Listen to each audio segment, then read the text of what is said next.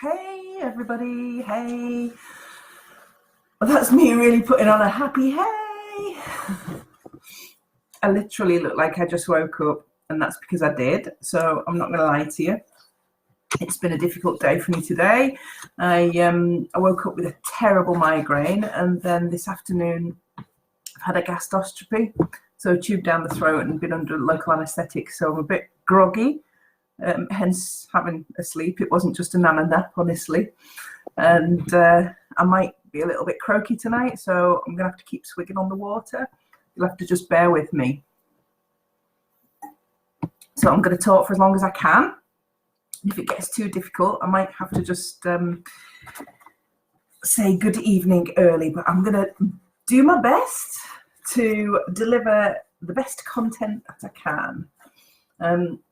So tonight, everybody, and I don't know whether I'll have the same problems as last week because I still ended up typing backwards in the space bar. I managed to copy and paste from Word this week, so I've managed to get over my little weekly hiccup there.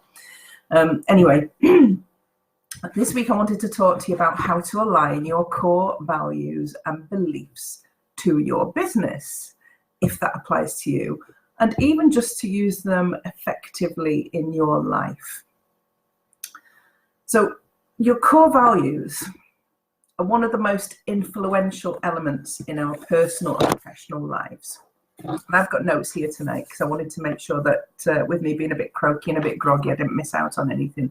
I usually just wing it, but I needed a few notes tonight. So values, one of the most influential elements in our personal and professional lives.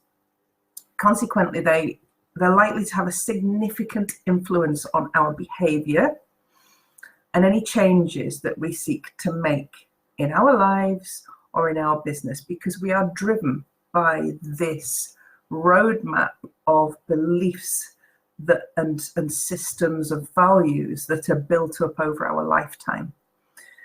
And these are created from circumstance. So if you are brought up or born into a war-torn zone or into poverty, your values and beliefs are very, very different than they're likely to be in our society here in the UK. And also, they are linked to upbringing, family unit, religion, etc., the schools that you go to, the people that you interact with, and how you're taught as you grow in and evolving and becoming an adult. So we create a system of values and beliefs that are a guiding light throughout our life. It's how we choose to live our life. It's what makes us tick. It's our driving force. It's what's important to us. And they drive a person's true purpose as a human being. So what's right for one person isn't necessarily right for the next person. It's an individual thing. They govern our behavior big time. Sometimes it can be everything you do that leads into this value that is so strong in you. And values are those things that a person is willing to invest time, energy, and resources to achieve or to avoid. So if you're at odds with a value, to avoid. And they also give us a way of evaluating our actions to see if they fit with what we truly believe. Normally, you'll go through life without really thinking about what are my core values. You'll know what they are, and they'll be there and ingrained in you and important to you. But it's only sometimes when we are forced to face our values and beliefs, or we're forced to be in a situation where we are asked to do something that is completely at odds with our values and beliefs, that they really come to the forefront. So, and I did use this in a post this week, but if you're ever in a job or a position in life where you are asked to do something that does not sit well with your core values and beliefs, you'll know instantly. Your gut will tell you. So you might have been, perhaps when you were a young kid, part of a gang or a group of friends. And this group of friends, when they get together, can try and coerce other people within the group to do things that perhaps they wouldn't normally do. For instance, like shoplifting in a supermarket, a gang of boys that might go in and do a bit of a dare. Now, some kids might be up for that, and some kids it really, really sits against their core values and belief, what they've been taught in their life so far. And that continues throughout life, and they get stronger as we educate ourselves and as we go through our society and our systems. They can be influenced by societal pressures and the media and social media. I have a lot of debates in my house with my teenage daughter who reminds me on a regular basis that I can't use words that I was using 20, 30 years ago, that it's not okay, and that, you know, gender does not have to be defined. And I understand all of that and I get it, but it's a huge jump from not even my generation, the generation before, in the changes that are in our society now compared to 20, 30 years ago. And the changes are good and they're great, but some people really struggle to pull their beliefs in line with where society is going because it moves at such a fast pace. So what I wanted to bring to you tonight was how to align your values and beliefs with your business. And this is really important. And I wanted to tell you a bit of a story, because that's what I do, and give you a couple of examples, because I was a senior leader working for somebody else for 25 years. And I've been in business on my own for 10 years.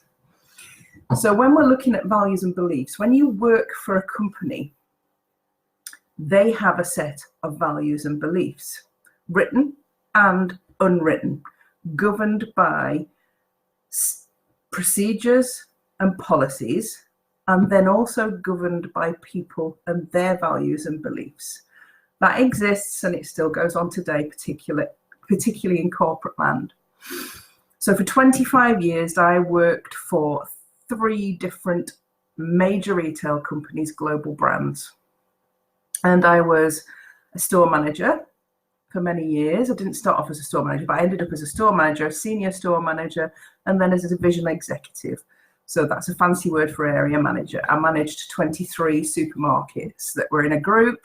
And so that meant I had 23 store managers to manage. And I tootled off on maternity leave. So this is one of my stories. I'm going to talk to you about my values and beliefs and what's important to me and how I align that in my current business.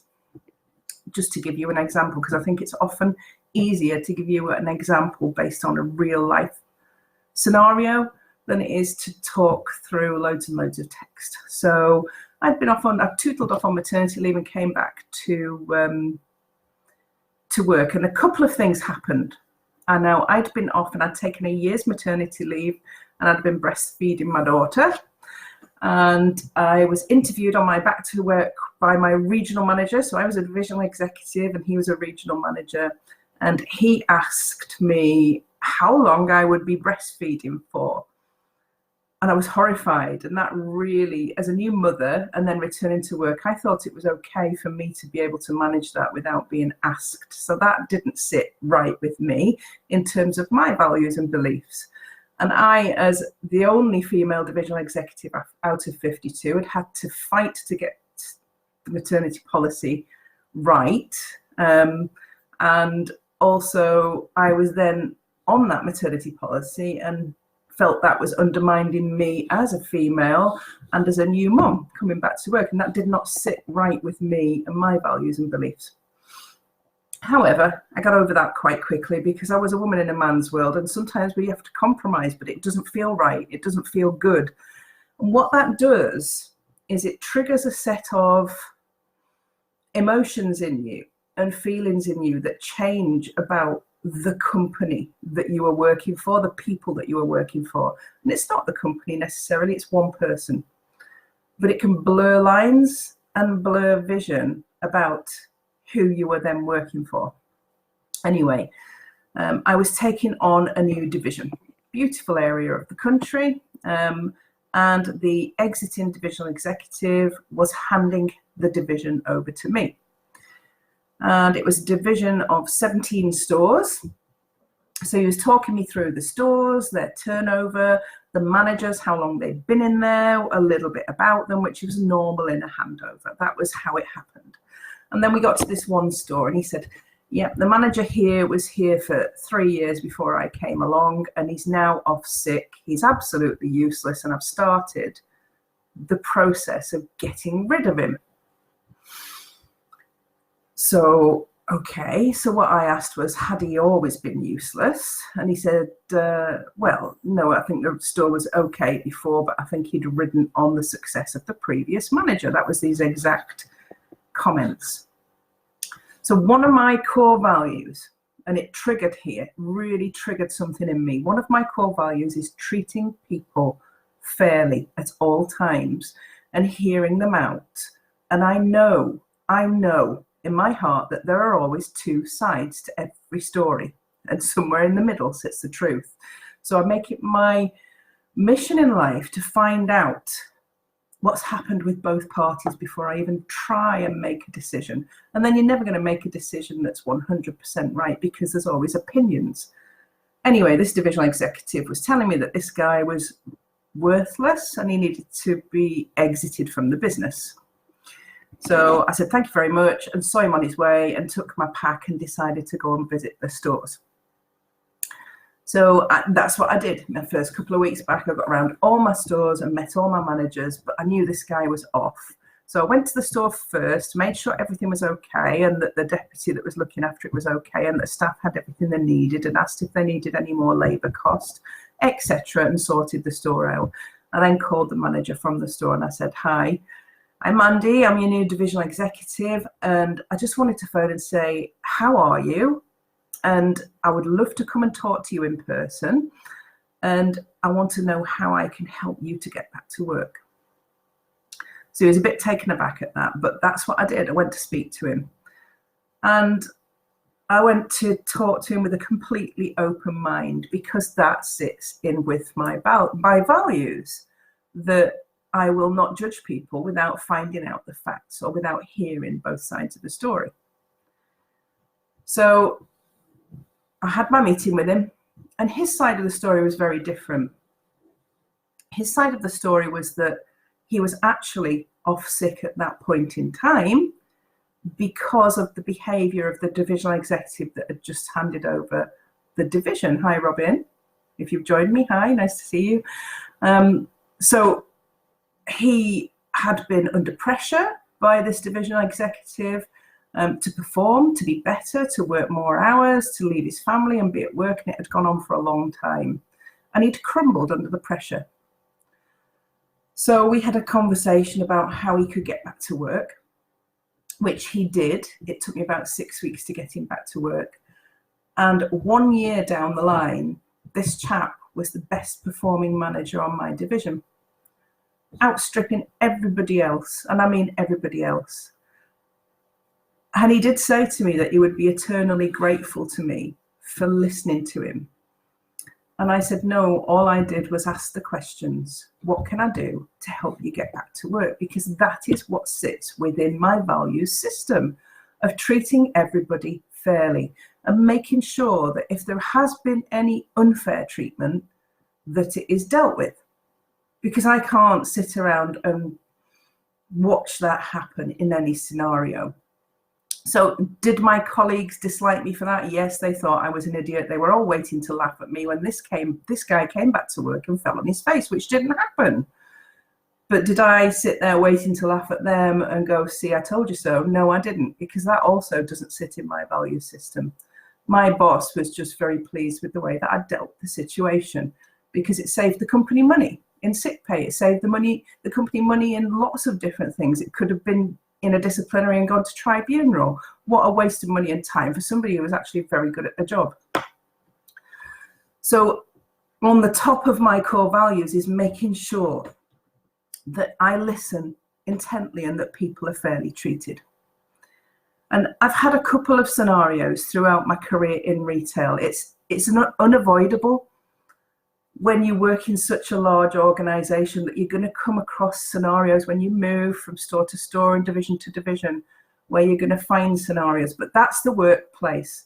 And that is driven by other people's rules and procedures and policies that you have to follow to a certain extent, but that it's okay to have your values and your gut feelings and stick with them, because as long as you are prepared to have integrity and to stick with what you believe in, then you really can't go that wrong, as long as you've got a good set of values and beliefs.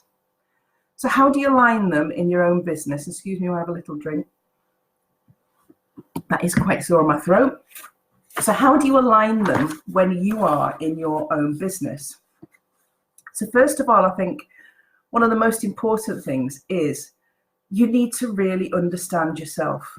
And you need to, first of all, do some work on what are your core values and beliefs. Because if you don't know some of them until they show up because you feel at odds, it's important that you try and recognize them. So a little activity that you can do in order to do that is to write down a list of things that are important to you in the context of what you want to work on in terms of your values and beliefs. So if one of your values is good health for yourself, so you want to remain in good health at all times, that's one of your core values. It's always been strong in you. You've always been active. You've always eaten healthily. You've always done things to keep your health good. Yeah. Then what is it under that category that you do? So if it's health, you might write things such as, in the area of health, I always eat healthily. I exercise so that I'm fit. I don't smoke. I don't drink. I like to walk in nature. Those are the things that I do to make sure that that value is met and that I'm feeding the values and beliefs that I have around that area. So when you are writing down your values, and I call this a values elicitation exercise, what is it that's important to you and how does it show up in your life? And all of us in life have around between, and I would say minimum 9, maximum 15 areas where you would want to have a set of values that you're going to have a list. So it's almost like a list of values, things that are important to you, and have a think about that list. And also look at other people when you're creating your list. Who do you respect and why? Why do you respect them? What values do you recognize in other people that you admire? The reason you admire them is because they're probably your values too. What traits does the person that you have, that you admire have, and why do you admire it? So can you remember a time where you're really motivated in the area that you've selected as one of your core values? So when were you really motivated about your health, and what did you do? Why was it? What was important to you at that time when you were motivated in that area? And then start to make a list of what your core values are.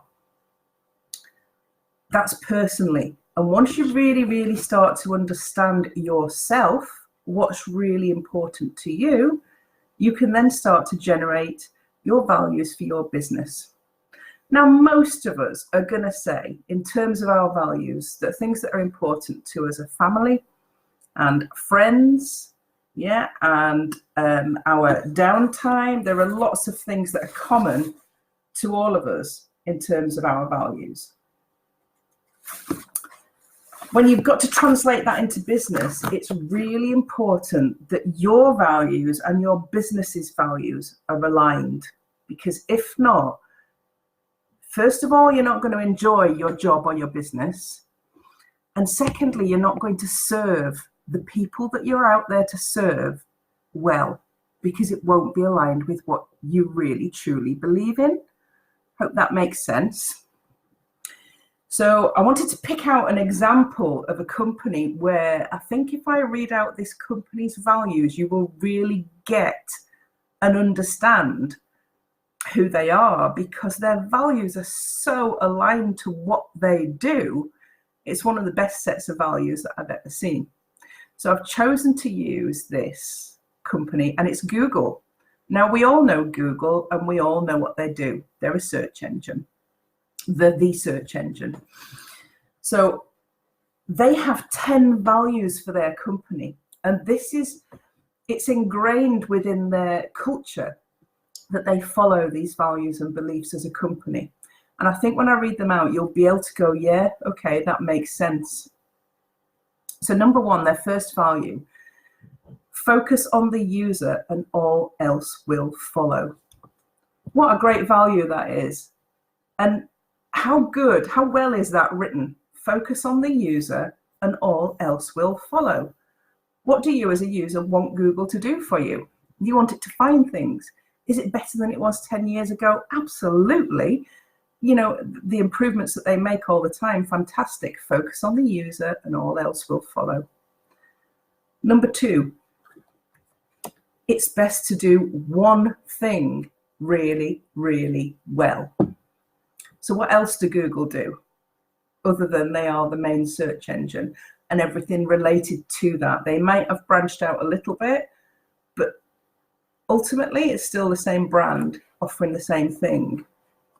It's best to do one thing really, really well. Number three, fast is better than slow. Isn't that a great one? Fast is better than slow for the product and the company and the values that they want to share. Fantastic. I love that. I think that's a great thing to have in Google's top 10. Number four, democracy on the web works. Number five, you don't need to be at your desk to need an answer. Think about that for a minute. How good is that? You're on the road, you need Google Maps, you're trying to find where you're going, you don't need to be at your desk to need an answer. I love that. Number six, you can make money without doing evil. That's saying that we are not prepared. And yeah, there's been a lot of press. There's a lot of bad press about a lot of big companies. There always is. You can find a bad review for absolutely everything and everybody on this earth. But in general, have Google done anything really terrible that you're aware of? Maybe I'm wrong, but I don't think they have. Sorry, my glasses are wonky and they're annoying me. Number seven, there's always more information out there. Number eight, the need for information crosses all borders. Number nine, you can be serious without a suit. Now, I love this, having spent 25 years of my career suited and booted. And I don't anymore. I turn up in my paint splattered shirt because that's the reality of what I do these days. And I love that. You can be serious without a suit. And number 10, great just isn't good enough. So I think that as a set of values, that says everything about that brand and what they want to do. And I think if you're going into business on your own, to spend time thinking about what resonates with you personally and what is going to resonate through your business is a vital step in terms of the preparation of you starting to run your business. Because if you don't know how the two things synergize, you and your business, then you're not going to know whether you're actually doing a good job, whether you're hitting the mark. And also, the people that you serve will be able to see the misalignment. They'll be able to feel that things aren't right and that you are not actually talking from a place of what you truly believe in, because it will come across. It will come across in everything that you post on your marketing. It will come across in all the conversations that you have, and it will come across in the service or product that you offer. So if you are going to start a sustainable company that is all about the environment and you deliver products in plastic, you are completely at odds with your own values and beliefs within your business. And those are the things that need to be considered when going into business. So your how-to tonight is to sit down and really, first of all, think about your own core values, what you want your business's core values to look like, and how the two align. Your list and your business's list should look pretty similar. And when I read out Google's values there, I get a visual, because I'm a creative, I get a visual of the management team in jeans and t-shirts like Zuckerberg and like Richard Branson and the likes, and like many other modern day entrepreneurs who are not following the trends of the past, of these guys who really want to build this search engine that delivers great customer satisfaction. Focus on the user and all else will follow. And for me, that first value, focus on the user and all else will follow, is a great value for every single business to have. As you are creating, if you are creating a service-based business, if you focus on the user and all else will follow, you are building what is potentially going to be a great business. So thanks again for those of you that have joined me tonight. If you have joined me tonight and you've got any comments and all of that, please put them into the comments bar, because I can see that people are logged on. I can't see all of the people that are on, or the comments, if there are any that have been made. If you're watching me on replay, hashtag replay, let me know you were here, whereabouts in the world you are, and what your comment is about values and beliefs. Now, I do cover this in a lot more detail in my upcoming coaching program, but there'll be more about that in the next few weeks, because I will be launching that between Christmas and New Year, hopefully Boxing Day. And believe me, my new business is very much aligned with my values. I am serving women, to help creative women, to help them to build their creative business, which really that's the most aligned with my values that I have ever been in my entire working life. And you know how good that feels? Pretty damn good. Okay, hope that's been of benefit to you tonight. I will see you again next Tuesday with a different topic. In fact, I'm going to be promoting this at the end of next week. I'm going to be doing a 5-day money mindset challenge. Potentially starting that next Monday. The details will be coming out towards the end of the week. So if you've got any money issues or blocks in there that stop you being as sensible, should I say sensible, or wise with money as you could be, then maybe you want to tune in to my 5-day money mindset challenge. I will see you all next week. Have an absolutely fantastic week, and thanks for joining me.